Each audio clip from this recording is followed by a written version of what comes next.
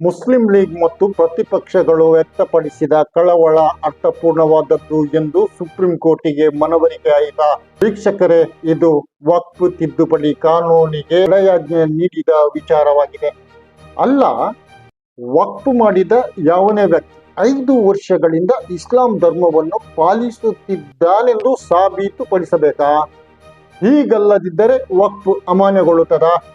ಏನಿದು ಮೋದಿ ಸರ್ಕಾರದ ತಿದ್ದುಪಡಿ ಕಾನೂನಿನ ಮರ್ಮ? ಏನಿದ್ರೂ ಕೂಡ ಸುಪ್ರೀಂ ಕೋರ್ಟಿನಿಂದ ಇವಕ್ಕೆಲ್ಲ ಈಗ ಸದ್ಯಕ್ಕೆ ತಡೆ ಬಿದ್ದಿದೆ. ಸುಪ್ರೀಂ ಕೋರ್ಟ್ ಮೋದಿ ಸರ್ಕಾರದ ತಿದ್ದುಪಡಿಯ ಈ ಎಲ್ಲ ಅಂಶಗಳು ಅಧಿಕಾರ ದುರುಪಯೋಗಕ್ಕೆ ಕಾರಣವಾಗುತ್ತದೆ ಎಂದು ಸ್ಪಷ್ಟವಾಗಿ ಸೂಚಿಸಿದೆ. ಅಲ್ಲ, ಒಬ್ಬ 5 ವರ್ಷದಿಂದಲೂ ನಾನು ಮುಸ್ಲಿಂ ಧರ್ಮವನ್ನು ಪಾಲಿಸುತ್ತಿರುವೆ ಎನ್ನುವುದೆಲ್ಲ ಏನ್ರಿ ಇದು? ಇವೆಲ್ಲ ಮೋದಿ ಸರ್ಕಾರಕ್ಕೆ ಯಾಕ್ರಿ ಬೇಕು? ಹೌದು, ಮೋದಿ ಸರ್ಕಾರದ ವಕ್ಫ್ ಕಾಯ್ದೆಯಲ್ಲಿರುವ ಇಂತಹ ತಿದ್ದುಪಡಿಗಳಿಗೆಲ್ಲ ಸುಪ್ರೀಂ ಕೋರ್ಟು ಮಧ್ಯಂತರ ತಡೆಯಾಜ್ಞೆಯನ್ನ ನೀಡಿದೆ. ಮುಸ್ಲಿಮರು ಅದನ್ನು ಸ್ವಾಗತಿಸಿದ್ದಾರೆ. ಅವರ ವಕ್ಫ್ಗೆ ಮೋದಿ ಸರ್ಕಾರದ ಕಾನೂನಿನ ತೂಗುಕತೆಯಿಂದ ಸದ್ಯಕ್ಕೆ ರಕ್ಷಣೆ ಸಿಕ್ಕಿದಂತಾಯ್ತಲ್ಲ. ವಕ್ಫ್ ತಿದ್ದುಪಡಿ ಕಾನೂನಿನ ವಿಚಾರದಲ್ಲಿ ಸುಪ್ರೀಂ ಕೋರ್ಟಿಗೆ ಅರ್ಜಿ ಸಲ್ಲಿಸಿದ ಕಕ್ಷಿಗಳಲ್ಲಿ ಒಂದಾದ ಮುಸ್ಲಿಂ ಲೀಗ್ ಸಹಿತ ಹಲವಾರು ಕೋರ್ಟಿನ ಮಧ್ಯಂತರ ತೀರ್ಪನ್ನು ಸ್ವಾಗತಿಸಿದ್ದಾರೆ. ಅಲ್ಲ, ಎಷ್ಟು ವಿಚಿತ್ರವಾದ ಕಾನೂನು! ಕೇಂದ್ರ ಸರ್ಕಾರ ತಂದಿರುವ ವಕ್ಫ್ ತಿದ್ದುಪಡಿ ಕಾನೂನೇ ವಿಚಿತ್ರವಾದುದು. ಎಷ್ಟರವರೆಗೂ ಈ ವಿಚಿತ್ರವೆಂದರೆ, ವಕ್ಫ್ ಆಸ್ತಿಗಳ ರೆವಿನ್ಯೂ ದಾಖಲೆಗಳ ಹಕ್ಕು ನಿರ್ಣಯಿಸುವ ಅಧಿಕಾರ ಜಿಲ್ಲಾಧಿಕಾರಿಗಳಿಗೆ ಮೋದಿ ಸರ್ಕಾರ ಕೊಟ್ಟಿತು. ಆದರೆ ಕೋರ್ಟ್ ಈಗ ಅದಕ್ಕೂ ತಡೆಯಾಜ್ಞೆಯನ್ನು ನೀಡಿದೆ. ಮುಸ್ಲಿಮರ ಪಾಲಿಗೆ ಇದೊಂದು ಸಮಾಧಾನಕರ ಅಂಶವಾಗಿದೆ. ಸಂವಿಧಾನವನ್ನು ಕಡೆಗಣಿಸಿ ವಕ್ಫ್ ವಿಚಾರದಲ್ಲಿ ಮೋದಿ ಸರ್ಕಾರ ಮೇರೆಯನ್ನು ಮೀರಿ ಹೋಯಿತು.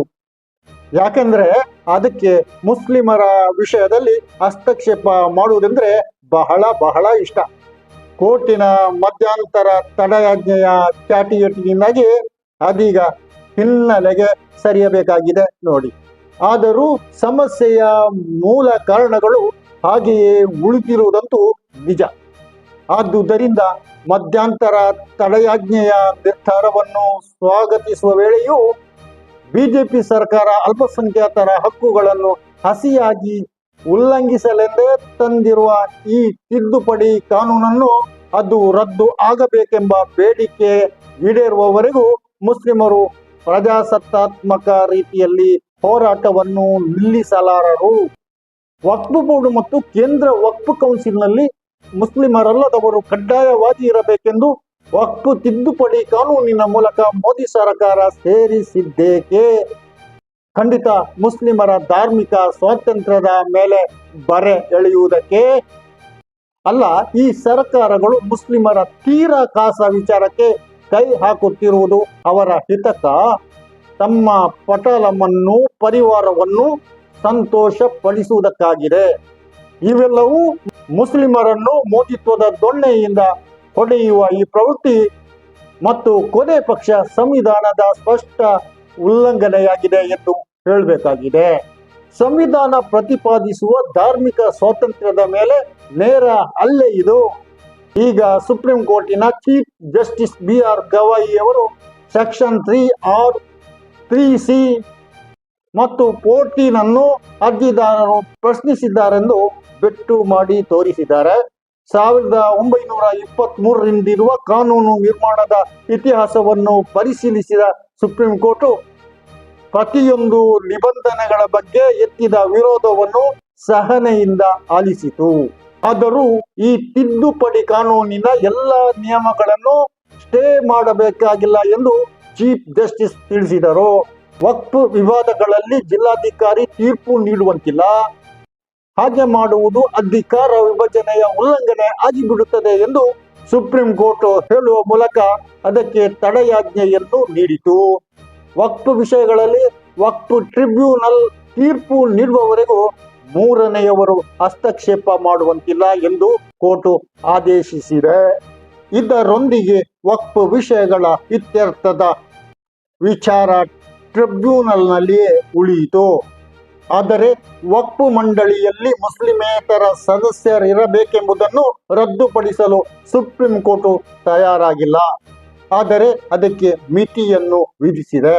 ರಾಜ್ಯದ ವಕ್ಫ್ ಮಂಡಳಿಗಳಲ್ಲಿ 3, ಕೇಂದ್ರ ವಕ್ಫ್ ಮಂಡಳಿಗಳಲ್ಲಿಯೂ 4ಕ್ಕಿಂತ ಹೆಚ್ಚು ಮುಸ್ಲಿಮೇತರ ಸದಸ್ಯರು ಇರಬಾರದು ಎಂದು ಮಿತಿಯನ್ನ ಹೇಳಿದೆ.